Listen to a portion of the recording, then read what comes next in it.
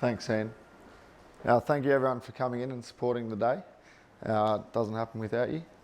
As Ian said, I'm from AWI, originally from Burke. My family's still there on a sheep station just on the Darling. My role at AWI is in our wool grass services team in the extension field, and my role specifically is the state networks. So obviously Sheep Connect South Australia, which is membership of over 2,000, but nationally we have over 12,000 members of our state network. So if you're getting the emails and things, that's the sort of what the membership gives you, along with the event notifications and newsletters and all of that. So last financial year across Australia, we put on 128 events and over 4,000 producers attended. I just thought I'd drop this in. It's You Time is a partnership with MLA. Workshop coming up. They're in South Australia next month. So at the Sir Hubert Wilkins Memorial Centre here in Jamestown on the 26th. It's focused obviously on your use, but it's a real practice change workshop with a range of speakers, and it really driving on-farm things that you can take home and do to increase your productivity. So Helen McGregor's speaking on ewe performance, Daniel on winning with weaners, sheep health is your wealth by Colin, and so on with Hillary Beach, decisions in dry times, and Simon Vogt with capitalising on positive price cycles. So I encourage you to get along if you are available. I know everyone's obviously busy, but that is coming up. What I'm going to cover off is a bit different to what you've seen so far today, which is stuff you can pick up and take home and implement if you choose to. WillQ is one of those things, but this other stuff here is really some blue sky research in the technology space, and we're trying to work out some correlations and things like that, which I'll talk about. But WillQ, who here's heard of WillQ? Who's signed up to WillQ? Yeah.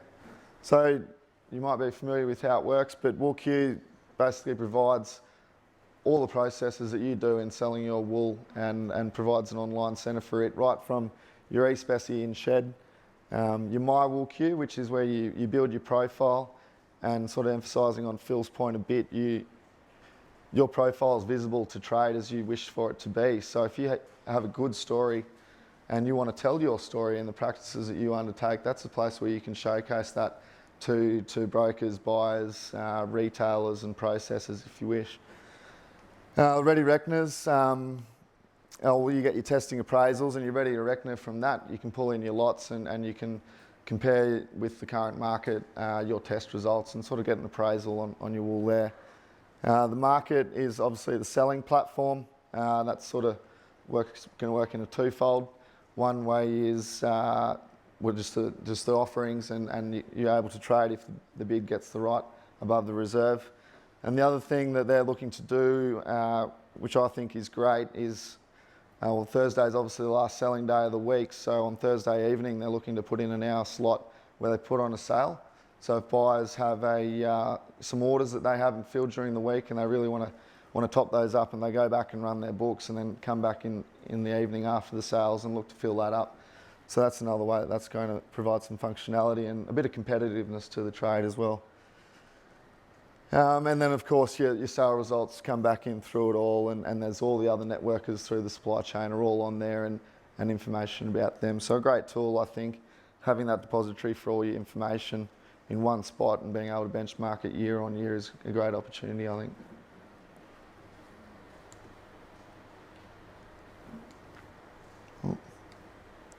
I'll start with the smart tags.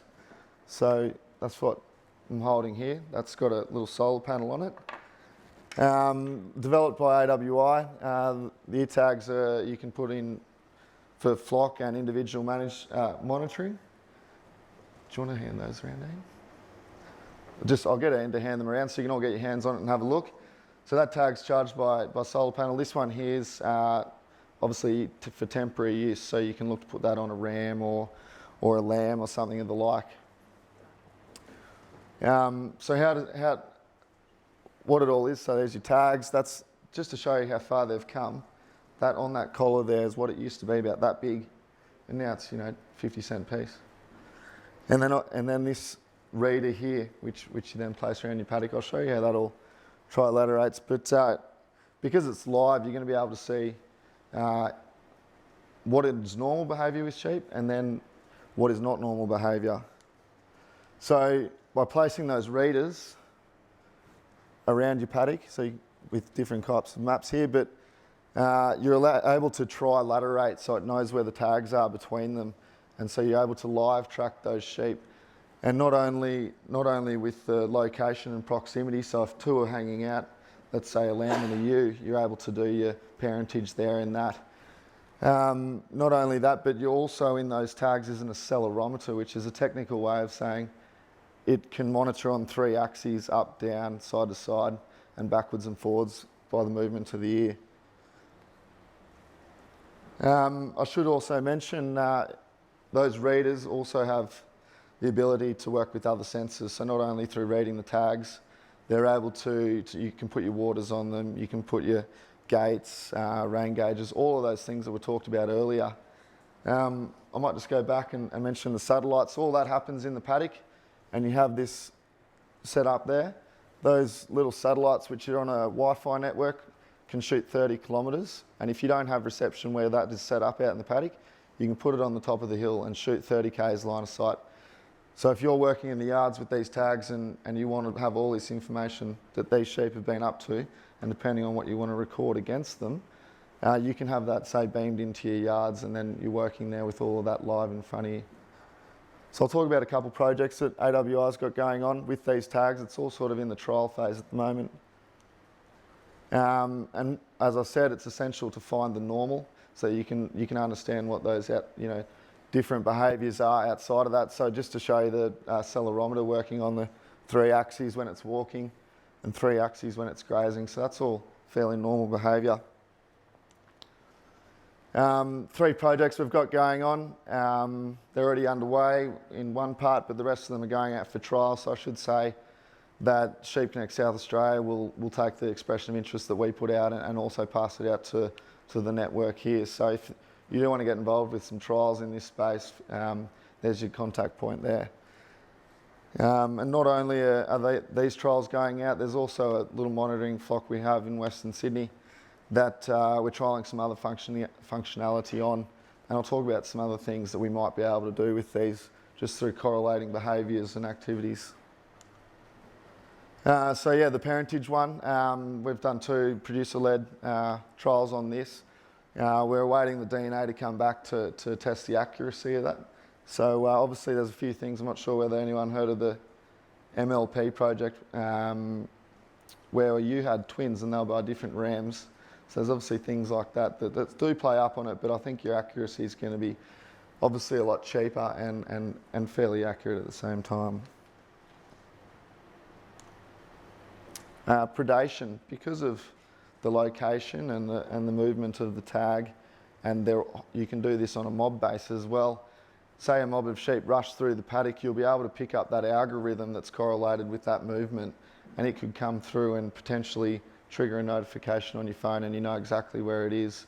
So things like that they're very useful. Central Queensland universities putting these trials out. They do want to do it Australia-wide, but obviously it'll be a lot cheaper and things if they do that around Queensland. But that's one of the projects that we'll be going out to trial with.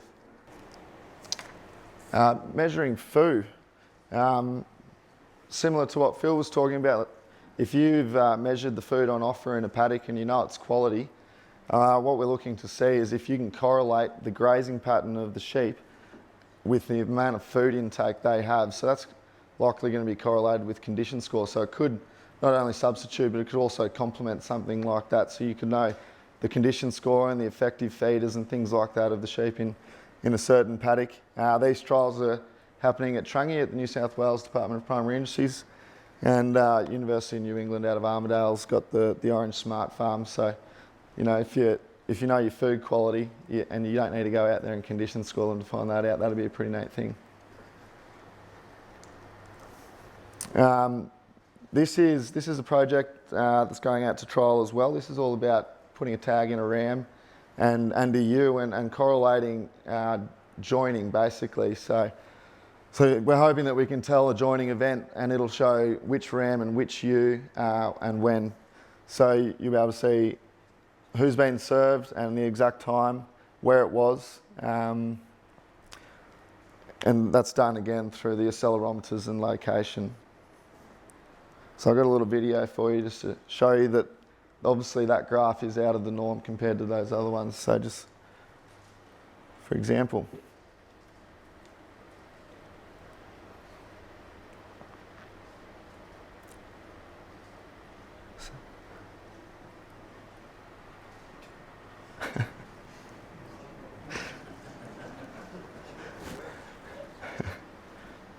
There you go. So yeah, that's just to show you, another way of doing parenting and getting some more accurate information on your joining processes. I'll lead into, what else is there? What can we find out with these things with animal behaviour? So we've got the accelerometers and location down pat, and we're doing the parentage and mating of ewes and rams, time grazing, but are we able to find out things like which ewes are in estrus, what behaviour are they undertaking? And we could potentially put temperature gauges in these and blood oxygen readers and, physical or a sound trigger, so you might be able to, train them to be mustered or, a trigger with the virtual fencing style thing. So, you can tell your ewes in estrus, a lambing event, when a ewe's going down to lamb, you might be able to tell when that is and exactly where it is. A lot of conversation in New South Wales at Condobolin last week for the ewe comp about conception rates and things like that and temperatures whilst joining.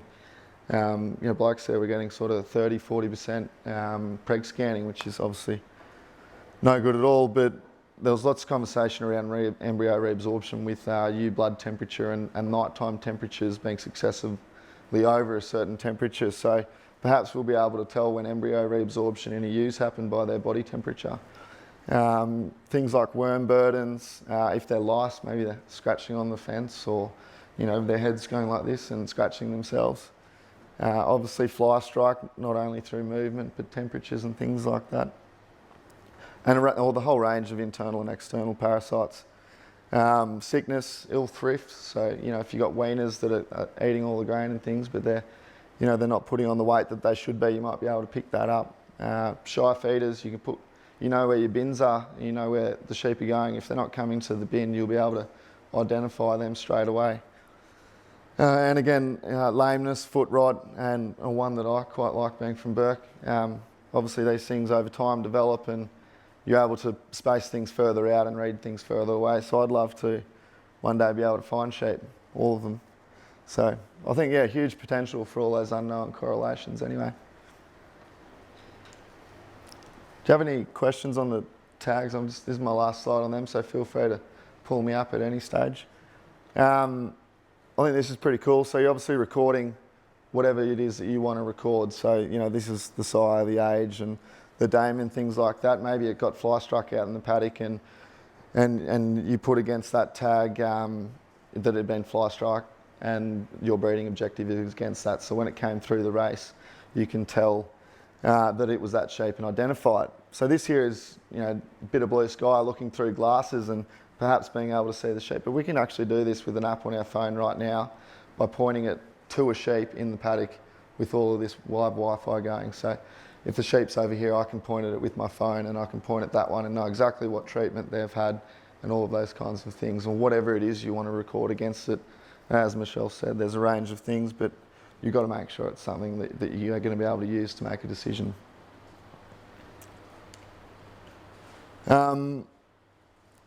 Obviously, I said it's going to go out through Sheep Connect South Australia if you want to be involved in this kind of stuff, but Carolina and Josh are the contacts at AWI that manage these projects. They're done in the research team. So if you did want to shoot them and that you express your interest to them, and otherwise you can otherwise just go through the network. Wool harvesting, I'd spoken a bit about wool sheds during the breaks and things. Our sort of strategy is we look at it in all different phases. So you've heard we're going into the automated side and researching that. We're also looking at short term, so That's your shearing sheds, your upright shearing, and you know, retrofitting and trailers and all that kind of stuff. Today I'm just going to show you a bit of the long term and the short term. So people are obviously building sheds, and we need the best practice information to be out there for that, because at the moment there is no specific guidelines on that. But this automated shearing project done by UTS, it was a proof of concept project, and this is what they've come up with. Basically, there's the automated arms and a 3D printed sheep. The shape looks a bit funny, but they tried to make it hard so that they could prove they could do different parts of it. So what they're looking to do with this program in an investment space is put together a group of, again, shearers and wool growers, producers, to advise on investments and realities and keep everything in check.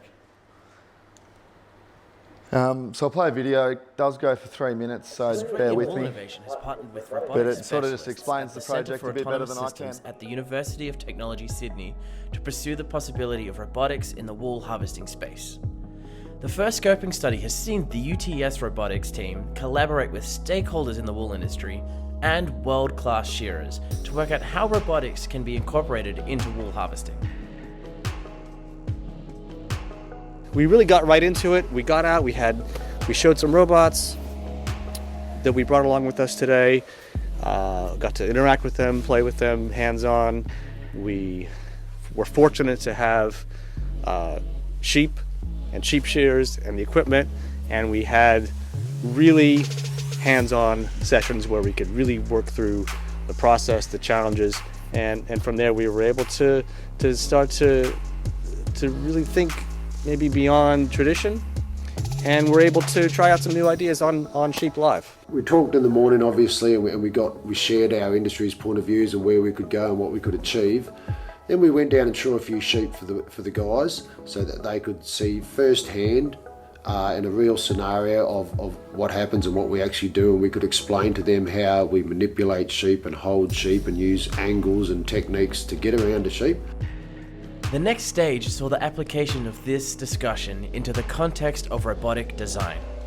And the first step was to create the first life-size 3D printed sheep.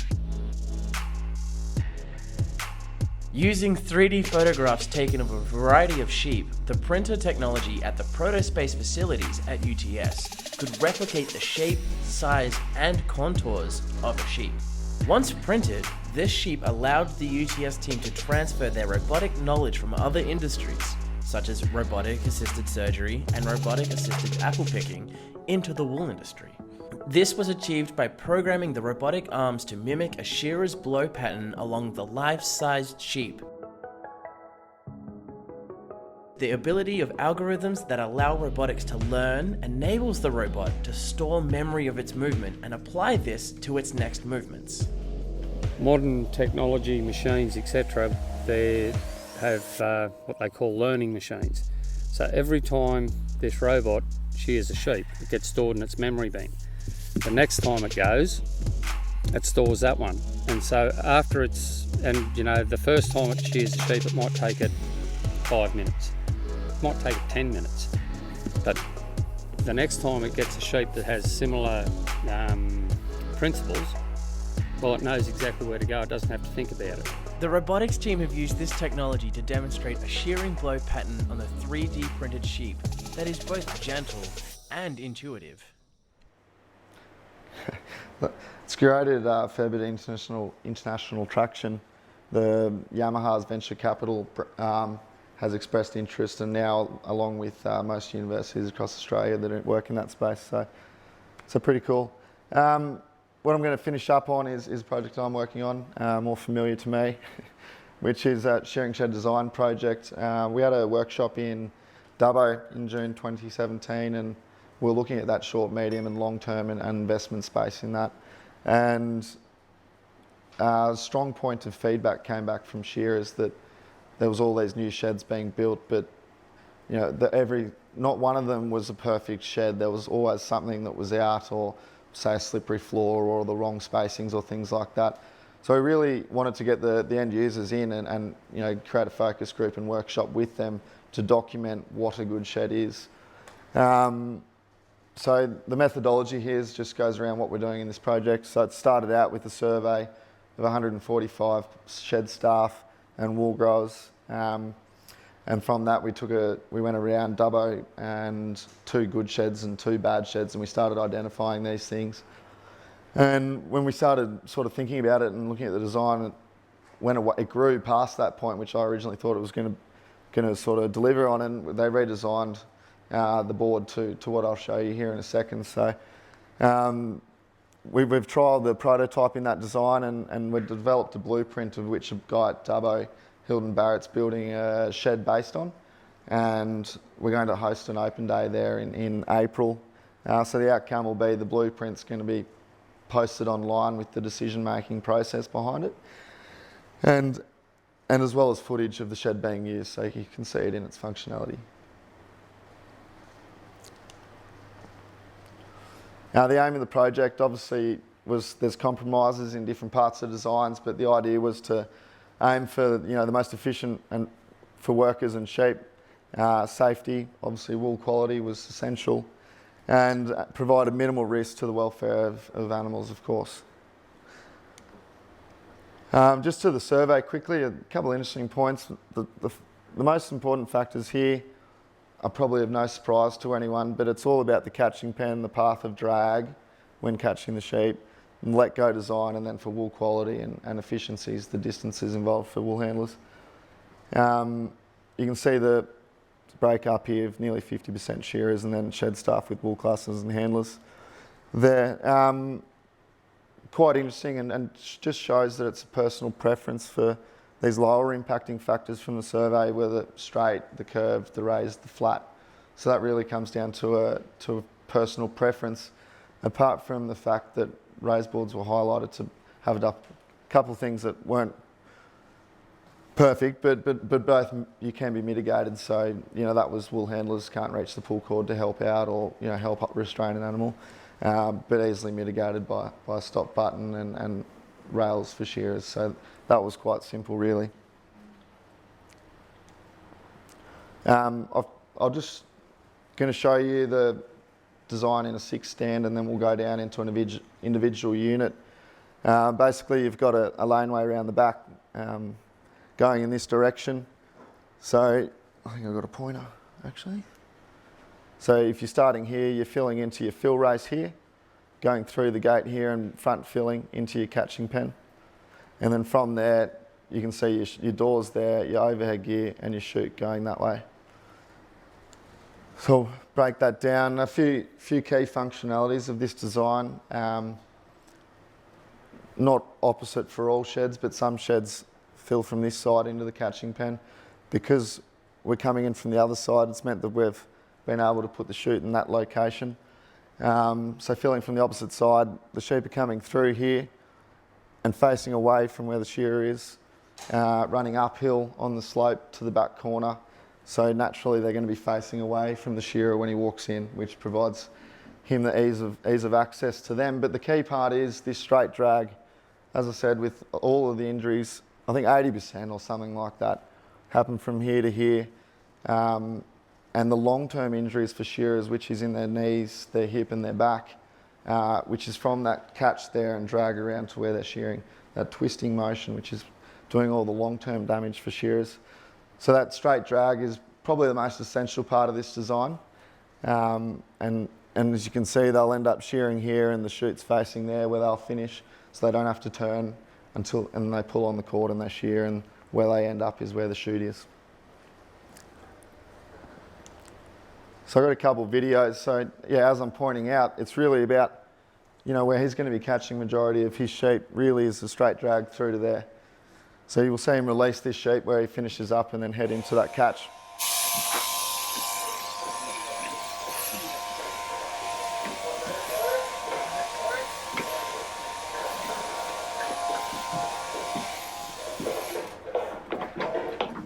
Lovely merinos.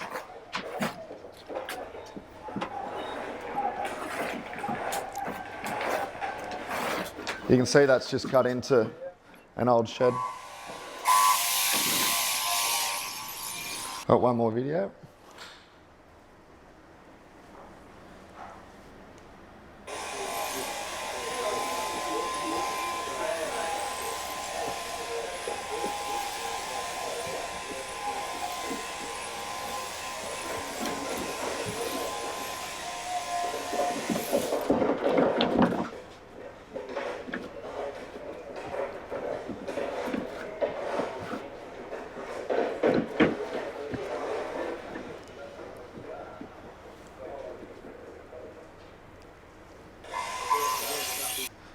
Obviously not full wool merinos, so there was concerns from wool handlers about, because of the angle created, this space here not having enough room to work the wool properly.